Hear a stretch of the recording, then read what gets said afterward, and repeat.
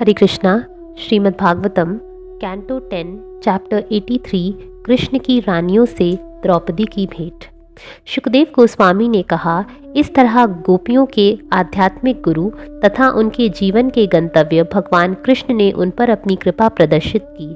तत्पश्चात वे युधिष्ठिर तथा अपने अन्य सभी संबंधियों से मिले और उनकी कुशलता पूछी। ब्रह्मांड के स्वामी के चरणों को देखकर समस्त पापों से मुक्त राजा युधिष्ठिर तथा अन्यों ने अत्यधिक सम्मानित अनुभव करते हुए उनके प्रश्नों का खुशी खुशी उत्तर दिया। भगवान कृष्ण के संबंधियों ने कहा, हे प्रभु, उन लोगों का अमंगल कैसे हो सकता है जिन्होंने आपके चरण कमलों से निकले अमृत का छक पर पान किया हो। यह मदोन्मत्तकारी तरल बड़े बड़े भक्तों के मनों से बहता हुआ उनके मुखों से निकलकर उनके कान रूपी प्यालों से उन्हेला जाता है।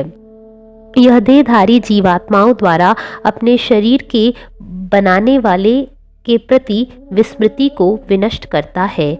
आपके स्वरूप का तेज भौतिक चेतना के त्रिगुण प्रभावों को दूर करता है और आपके अनुग्रह से हम पूर्ण सुख में निमग्न हो जाते हैं। आपका ज्ञान अविभाज्य तथा असीम है। अपनी योग माया शक्ति से आपने उन वेदों की रक्षा करने के लिए यह मानव रूप धारण किया है जो कालक्रम से संकटग्रस्त हो गए थे। हे पूर्ण संतों के चरम लक्ष्य, हम आपके समक्ष नतमस्तक हैं।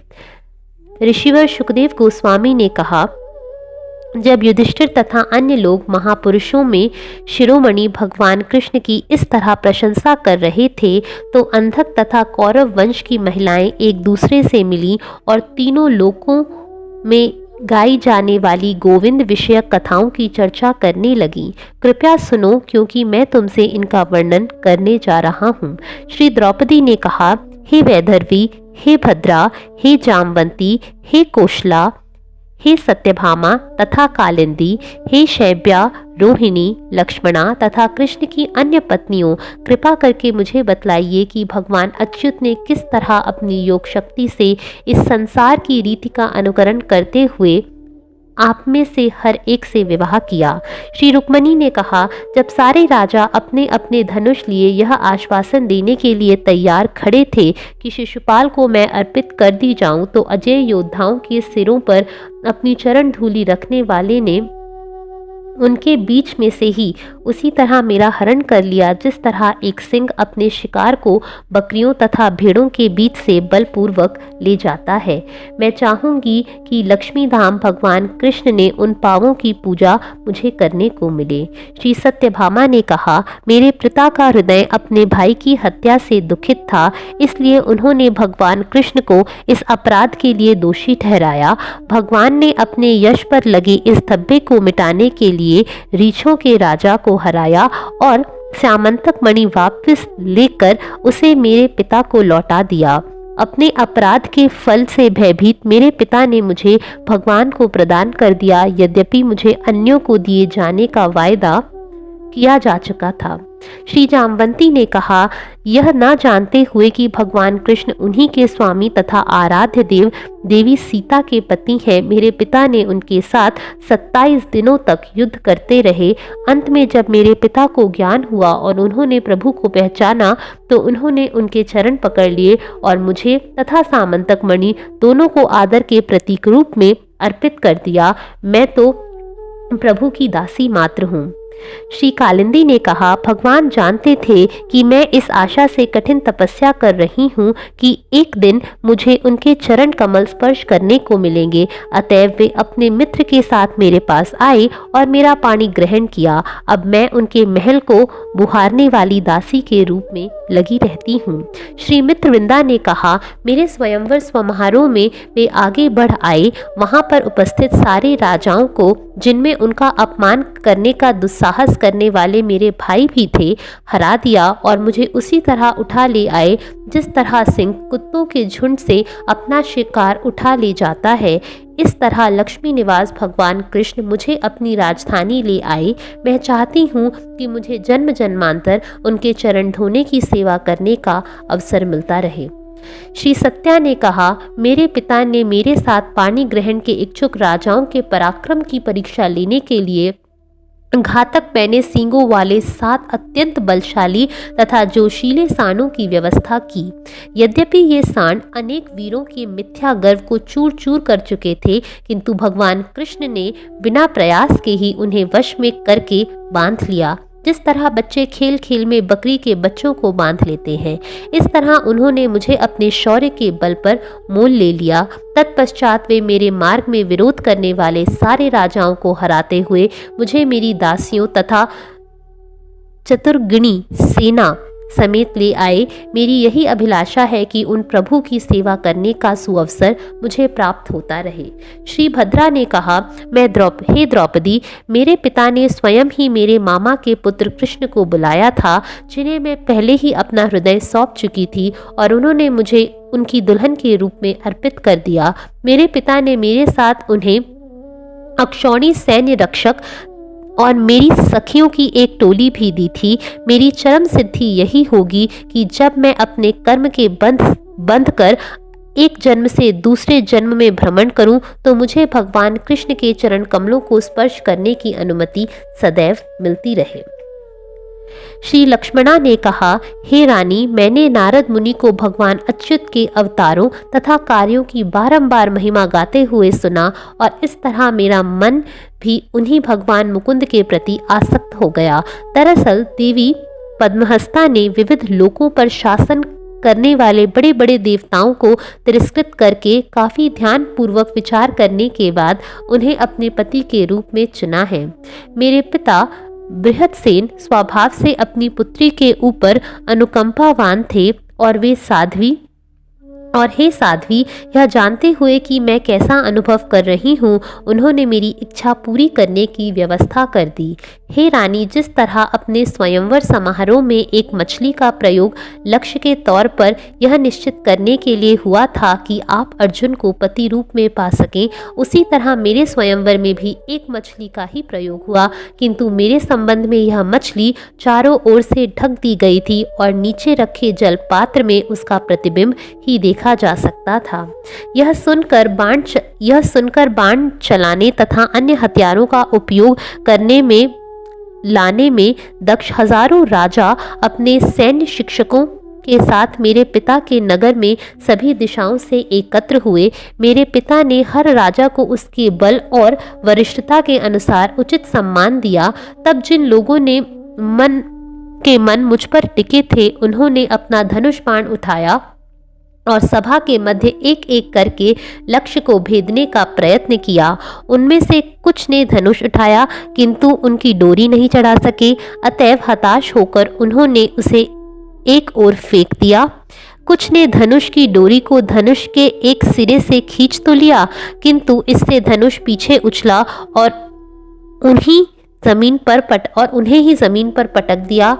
कुछ वीर यथा जरासंध, शिशुपाल, भीम, दुर्योधन, कर्ण तथा अम्बरराष्ट्र धनुष पर डोरी चढ़ाने में सफल तो रहे, किंतु इनमें से कोई भी लक्ष्य को ढूंढ नहीं सका।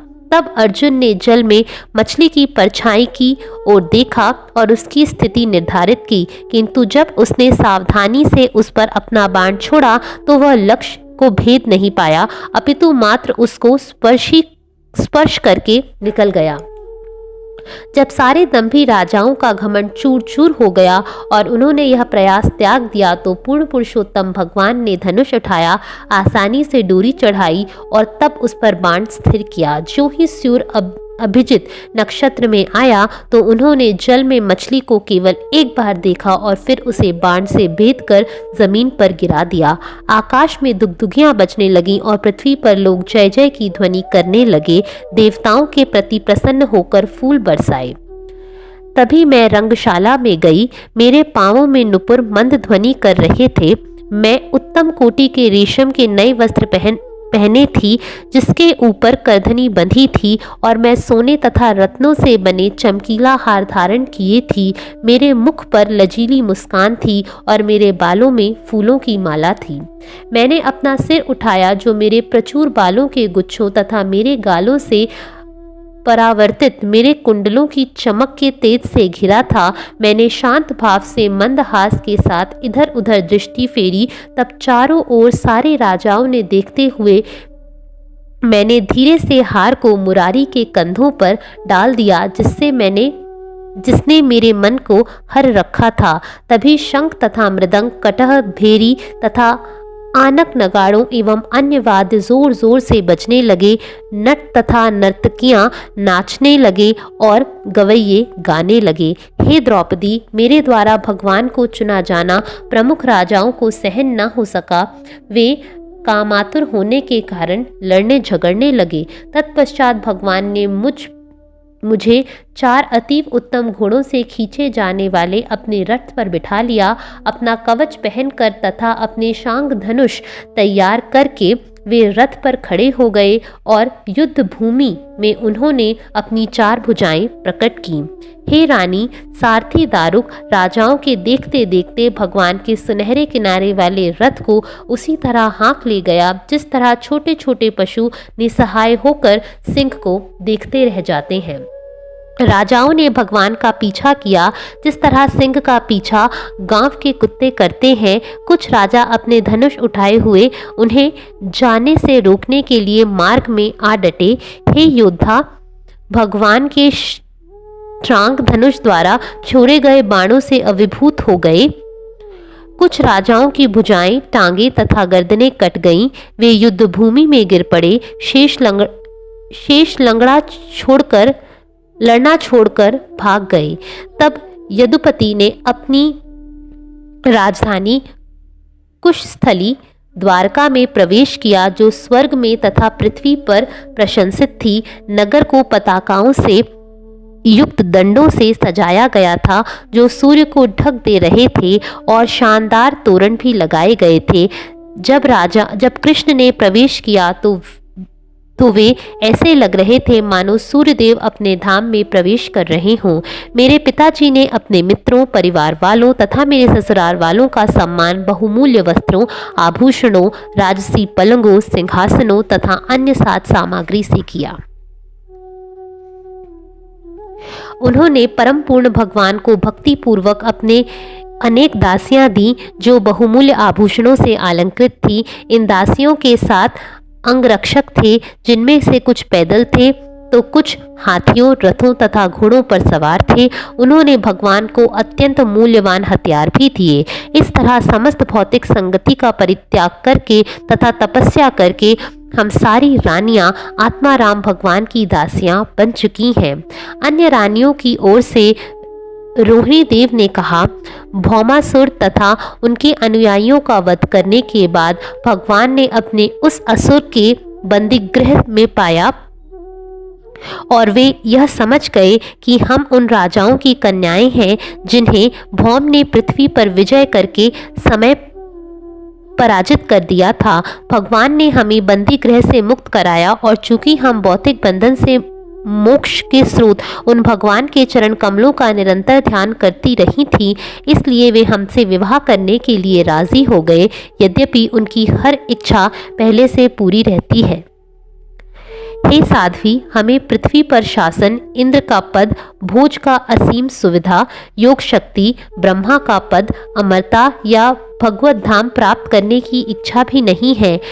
हम केवल इतना ही चाहती हैं कि भगवान कृष्ण के उन चरणों की यशस्वी धूल को अपने सिर पर धारण करें जो उनकी प्रियतमा के स्तन के कुमकुम की सुगंधि से युक्त हो।